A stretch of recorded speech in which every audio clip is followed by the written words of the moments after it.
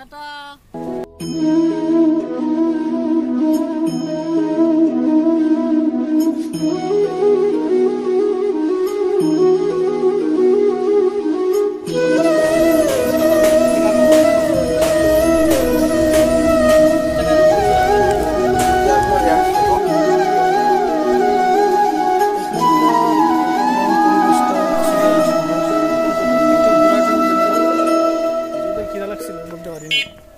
বিসমিল্লাহির রহমানির রহিম।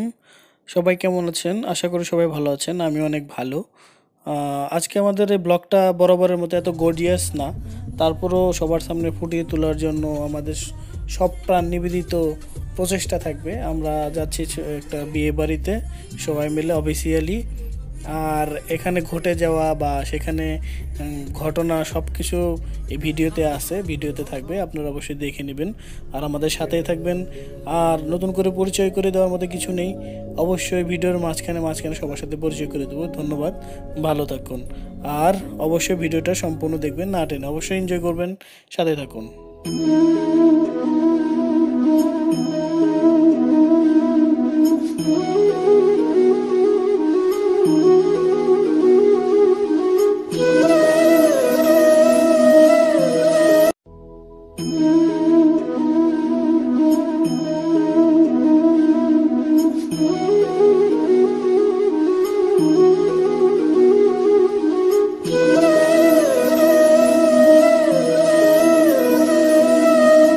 আমরা আমাদের গন্তব্যটা আমাদের লোকেশন অনুযায়ী গুগল ম্যাপে সেট করে নিয়েছিলাম।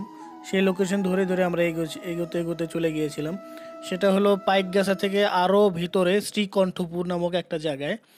তো আসলে রাস্তাটা বলবো যে অনেক ঘোরা আর আঁকা বাঁকা রাস্তাঘাট, আপনারা ভালো মতো দেখলে সেটা বুঝতে পারবেন।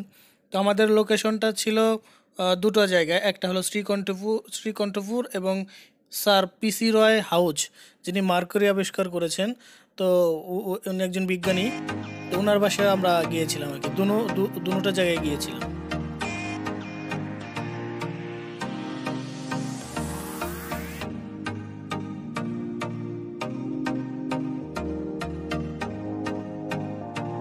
আমরা যে এখন যে বাজারটাতে প্রবেশ করলাম সেটা হলো তালা বাজার, পাইকগাছা উপজেলা, খুলনা।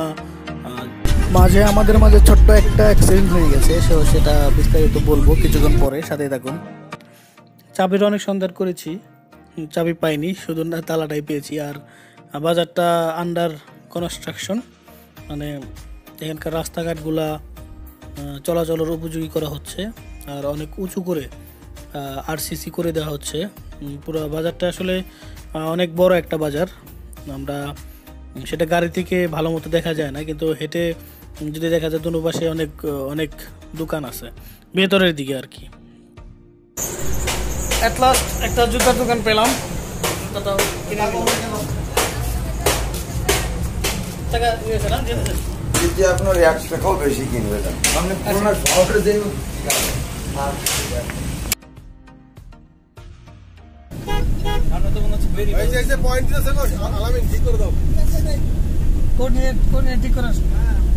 এই যে বিদ্যুৎ কেন্দ্র, এই যে একটা আছে সাবস্টেশন। আমরা চলতে চলতে সুন্দর একটা নয়নাভিরাম একটা দৃশ্য উপভোগ করলাম। সেই ব্রিজটার নাম হলো শিববাড়ি ব্রিজ। তো আশেপাশে দেখতেই পাচ্ছেন যে একদমই মানে প্রাকৃতিটা এত সুন্দর যে আসলে বর্ণনা করে, ভাষায় প্রকাশ করে শেষ করা যাবে না। তো আমি বর্ণনা করবো না, আপনারা ভিডিওতে দেখতে থাকুন আসলে জায়গাটা আসলে কেমন। চারিদিকে শুধু পানি আর পানি, উপরে একটা ব্রিজের পাশে নিচে একটু বাজার টাইপের, এবং এখানে আশেপাশে নৌকা, দূরে দূরে মানুষজন। আসলে বলতে গেলে মানে বর্ণনা করার মতো ছিল না।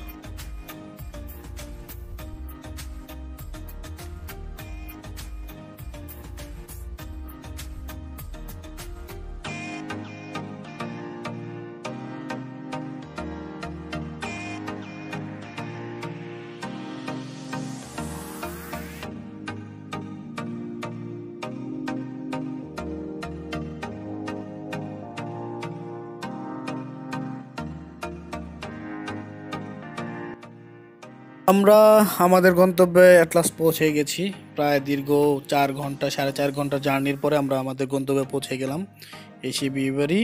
তো আমরা সকলেই নেমে পড়লাম, নেমে একে একে আমরা ফ্রেশ হলাম। আর আমাদের একটা নিয়ত ছিল যে আমরা ফ্রেশ হওয়ার সাথে সাথে আমরা বের হব, একটু জায়গাটা ঘুরে দেখব। তো সাথে সাথে একটা প্রস্তাব পেয়ে গেলাম যে আশেপাশে কপোতাক্ষ নদ আছে। তো কপোতাক্ষ নদ নিয়ে অনেক কিছু শুনেছি, মাইকেল মধুসূদন দত্ত স্মৃতবিজড়িত একটা নদ। তো যেই ভাবা সেই কাজ, কিছুক্ষণ পরে আমরা তো বের হয়ে গেলাম কপোতাক্ষ নদ দেখার উদ্দেশ্যে। চলুন সাথে থাকুন, কপোতাক্ষ নদ আদৌ কি আছে কি না, বা সেটা ঘেরে রূপান্তরিত হয়েছে কি না, সেটা আসলে আপনারা দূর থেকে না দেখলে বুঝতে পারবেন না, কাছে এসে দেখতে হবে। ক্যালকুলেশন করা হচ্ছে না, তুই দিছিলাম এটা, তখন থেকে আমি সব কিছু বের করে দিয়েছিলাম। এখানকার গ্রামীণ পরিবেশটা আসলে অনেক সুন্দর, দুপাশে বাড়ি, তবে এই বাড়িগুলো নর্মাল ইটের বাড়ি না, এখানে তারা স্থানীয়ভাবে নিজেরা বানিয়ে তারপরে তারা সেটা ইউজ করতেছে। যে দেখুন, এই যে ইটগুলো আছে এগুলো পুরোটা ভঙ্গুর, হাত দিলে ভেঙে যায়। মানে এটা তারা স্থানীয়ভাবে টালি তৈরি করে তারপরে এগুলো ইউজ করতেছে। মানে এটা আমার লাইফে ফার্স্ট দেখা এরকম ইট, এরকম বাড়ি, এরকম সব কিছু।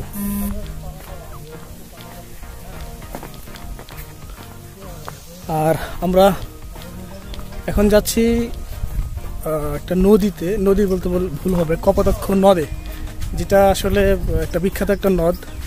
আমার কখনো এই নদে যাওয়ার সৌভাগ্য হয়নি, তো আজকে এই ট্যুরের মানে বদৌলতে এখানে যাওয়া হচ্ছে।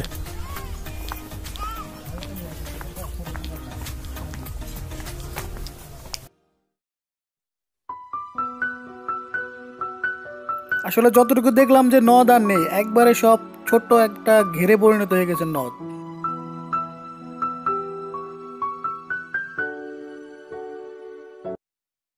সর্বশেষ ছিল আমাদের খানা পিনার পার্টটা। আমরা খানা পিনা করে একটু রেস্ট নিয়ে তারপরে আমরা গাড়িতে করে আবার ব্যাক করেছিলাম, কারণ আমাদের আস্তে আস্তে অনেক টাইম হয়ে গিয়েছিল, আমরা মাঝে রাস্তা গুলিয়ে ফেলছিলাম। তো খানা পিনার ভিডিও না করাটাই বেশি ভালো। আর কিছু স্থিরচিত্র বা ক্যামেরা দিয়ে কিছু সেলফি প্লাস এই জাতীয় কিছু ছবি নিয়েছিলাম সেখানকার, সেটাই আপনারা দেখতে পাচ্ছেন। আর বিদায়বেলা অবশ্যই আমরা আমাদের ট্যুর প্রায় সম্পন্ন করে ফেলেছি। এখন সামান্য কিছু আনুষ্ঠানিকতা বাদ আছে, সেই আনুষ্ঠানিকতা করে আমরা আবার গাড়িতে চলে যাব আমাদের গন্তব্যস্থলে। তো সাথে থাকার জন্য ধন্যবাদ, আর অবশ্যই আমাদের জন্য দোয়া করবেন।